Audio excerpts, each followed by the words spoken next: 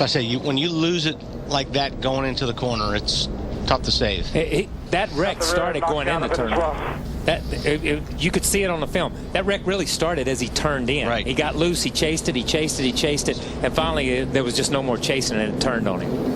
He did a really good job of hanging on to it that long. Yeah. Juan Pablo Montoya, the lucky dog. Larry? All right, we're fast learners. So based on what we learned earlier in the race with Kevin Harvick, I see no benefit, especially if you're up there in the top 8, 10, or 12 in coming to pit road, because it doesn't buy you anything here with only 5 laps on your tires. Now, if you're back there like Ryan Newman, Mark Martin, Martin Truex Jr., nothing to lose to come to pit road, or if you're a lap down, which I think we're seeing some of those guys now hit pit road.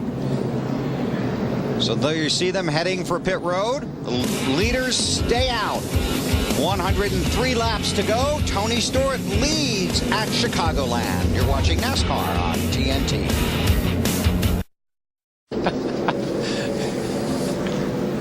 Still under caution here at Chicagoland. Time to get in our Aflac trivia question.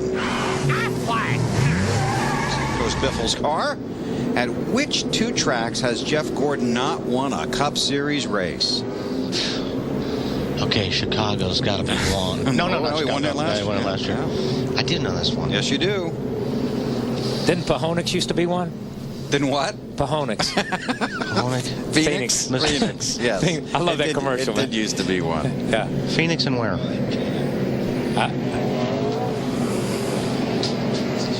Homestead. Yeah. Oh. Texas. That's good. How would you like to be an owner for a day? Log on to aflacracing.com for details on how to enter. BP always used to cue the duck for us. Last Thursday would have been Benny's birthday. Let Terry know we're thinking about her and about the big guy. Aflac!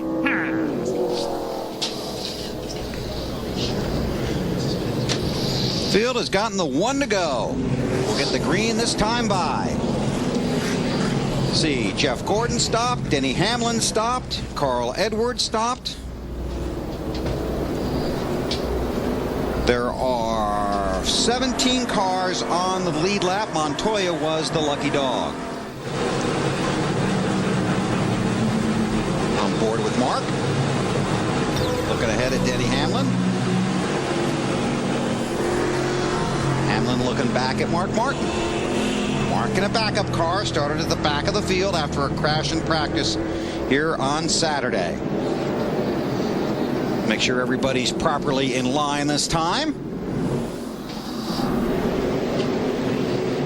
Pace car to pit road. Tony Stewart is the leader. There you see the restart line. Green flag goes in the air.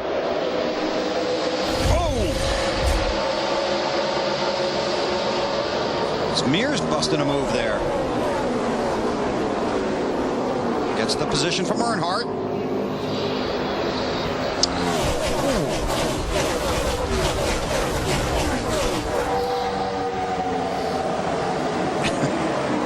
Earnhardt letting him know he didn't like him busting a move on him right there on the restart also. Knock, knock.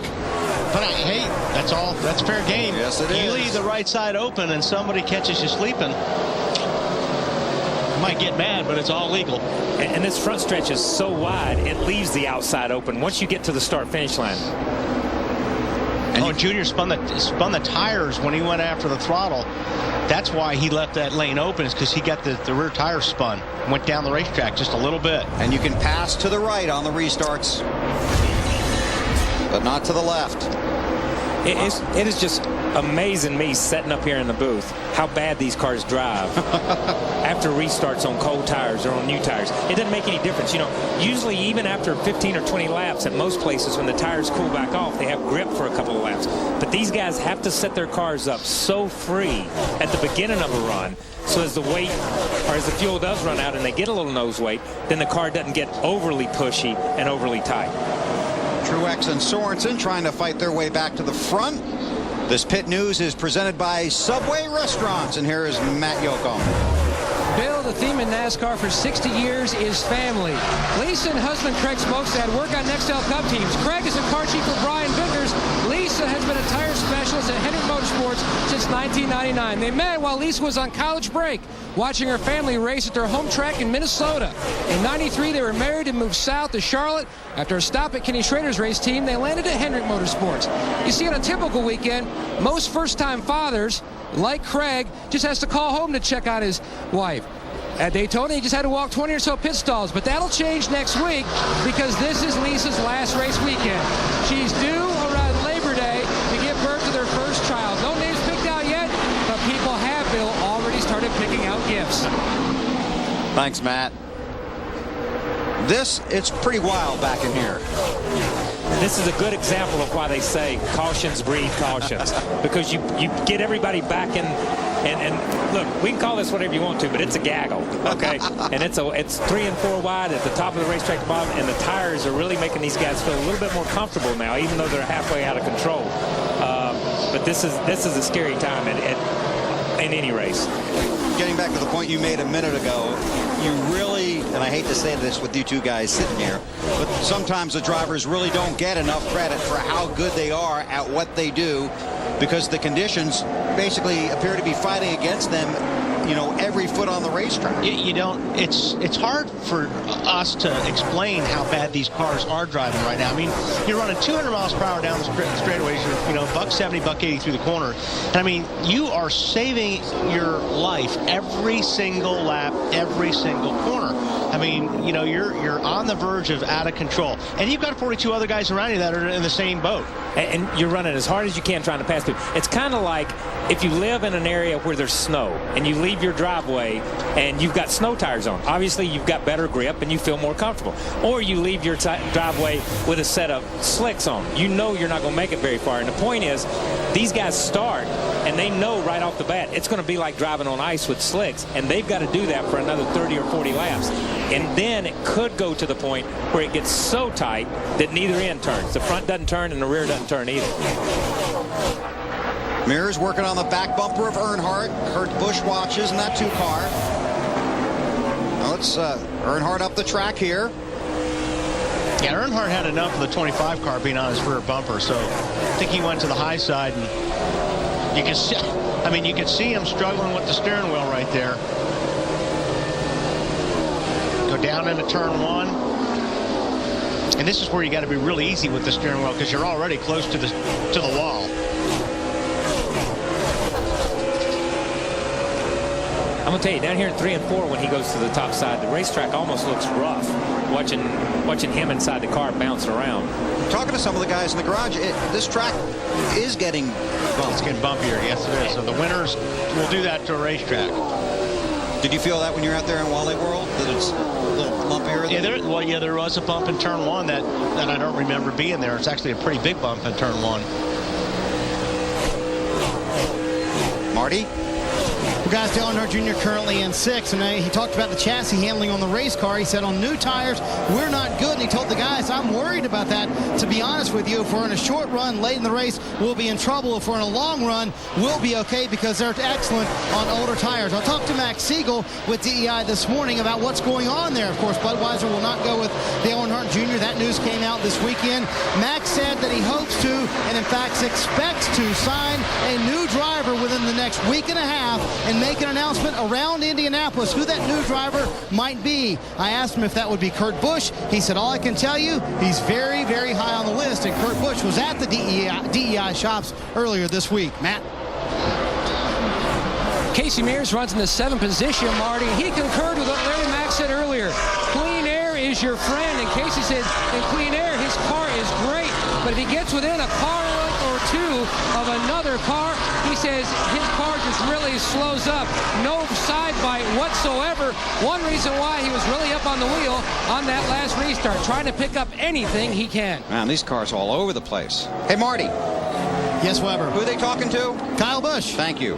Why did I say Kurt? You sure did. I have Kurt's in the pit road, so I'm listening to Kurt on the radio at the same time. Okay, well, and if you see Ed that would Berry, be Kyle That's okay, Busch, Marty. That's okay, man. I said Ed. I said that's okay, well, Marty. See, you know Ed Berry. Yeah, Ed I know Ed. I'm sorry. Racer, I didn't mean to do that to you, Marty. I didn't mean to say Kurt Busch either. It's Kyle Busch. Thank you, Weber. you're welcome. And happy birthday. I'm allowed one on my birthday, right? Yes. Yes, you are. Tony Stewart out front here in Chicagoland, leading Jimmy Johnson, Matt Kenseth, Kyle Busch, and that Harvick guy. You're watching NASCAR on TNT. This is for the lead. Jimmy Johnson taking it away from Tony Stewart here at Chicagoland. So Johnson back to the point, Stewart to second. I think Tony gave him a little room going into turn 1 there. He just he kind of eased over to the inside and let Jimmy go on around on the outside. Well, Jimmy had so much momentum. I mean, he just filled the mirrors up in 2 laps. He wasn't there, and then all of a sudden he was there, and Stewart knew, hey, man, there's no way I'm going to keep him behind me. That's right. And you know how it is. You look in the mirror and you see a guy coming like this, and he's come for 4 laps. He's faster than you are. You're smart enough to know that, and Tony's smart enough to know this car's faster. He comes to the trial over here, keeps it down on the inside, gives up the outside line, and just lets Jimmy go. I'm not sure about the smart enough. When did you ever use a mirror? Yes.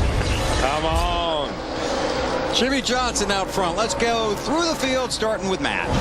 Bill back out front trying to put another check mark on his racing resume with a cup win here at Chicago. Jimmy says his car much more consistent. He also told Ron Malik and Lance McGrew his car hasn't fallen off any. It's just others have gotten better, Ralph, but he's just a little free on exit. Well, the key words from crew chief Craig Zipadelli for Tony Stewart, 3 little words: save me fuel. We keep hearing those a lot. And the pit crew has done an outstanding job down here today. Brian Shaggy Larson, the regular catch can man, is out with a bulging disc. Andrew Bruckler, who is the catch can man for the Busch number 20 for JGR, is filling in. And these guys have had outstanding stops all day, Lindsay. Ralph, Matt Kenseth has also had outstanding stops all day, and right now the key for him is silence. He hasn't said a word since they went back green. Did say earlier before that last stop that his car was getting a little bit tight towards the ends of the long run.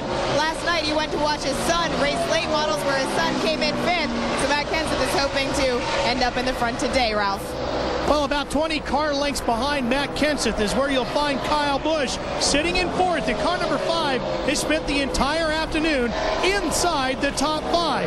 Now, he's been tight in the center. They went down 1 round on the track bar, put 4 tires and fuel on it, and right now he's just holding pace, sticking inside that top 5. Right behind him comes Kevin Harvick. And for a guy who is complaining so much about his race car, he's actually running very well. They went back up on the wedge, made an air pressure adjustment, poured 4 tires and fuel back on the car, but Harvick radioed back in and said the changes haven't helped. However, he's still running in the top 5, Marty. Well, Ralph and Dale Earnhardt Jr.'s last 2 Chicago races, he's finished 1st and 5th in those 2 races. Currently, Jr. in the 6th position. He said the car took off better on this run, trying to go around Clint Bowyer, a lap car. Still running that high line. He likes what they have chassis-wise here and air pressure-wise. Wants to keep it pretty much the same. They'll probably be pretty good at the end of this run as well, Matt. Casey Mears still running in 7th, trying for his 2nd Nextel Cup win. Says the car is not too bad. He's also made a bigger adjustment inside the cockpit, dialing some front brake into it to try to tighten it up. Says it's still a little on the free side. They're concerned, just like their teammate in the 48. It's in their right foot how much fuel they can conserve. Marty? Well, Matt, it's been well documented that Kurt Busch loves the Chicago sports team, especially his beloved Cubs. Currently in 8th position after starting the day 43rd. He has made his way through up the field. He calls his car sluggish, but also chassis-wise dancing off the corners, quote-unquote, like a clown. Not sure what that means, Matt. What a day, Marty. Kevin Mannion and the 1 team has had. They've climbed all the way back up to 9th after their pit road miscue. They came back in during that caution to top off. Right now, they're just trying to get some track position. That's one reason why they stayed out under the last caution, while a few others hit pit road. He says the car is just way too tight at this juncture, Marty. Reed Sorensen rounds out your top 10, trying to chase down Martin Truex Jr. They have been all over the map with this car today, mostly loose for the afternoon, but they have finally gotten the car a little bit tight. They found that comfort zone for Reed. They're hoping to make one more adjustment and get him back in the ballpark that he wants to be in. The cars hung in the top 10. They have not finished in the top 10, though, since he finished 4th with this very car at Charlotte, Larry Mack. Yeah, I want to talk about those 3 cars that came to pit road on our last caution lap 165. Carl Edwards, Jeff Gordon, and Denny Hamlin in particular. Now, they gave up a lot of track position, but the one thing we do know that those guys will probably not have to conserve fuel, but the problem is if we don't get another caution, they're a half a lap down. But guys, here's what I might say. We're going to have that possibly final pit stop in about 15 to 17 laps. No mistakes like Carl Edwards had with the lug nuts or Mark Truex Jr. had with the tire rolling across, because your day will be over as far as winning this race. Thanks, Larry. Jeff Burton a little loose? Yeah, a lot loose. Carl Edwards is 11th. Burton is 12th. Ryan Newman, Jeff Gordon, Denny Hamlin, the top 15. I think he just comes up the racetrack across the 43, and 2 things happen at once. He's already loose, and he gets the air taken off the spoiler from the 43 car. So Mark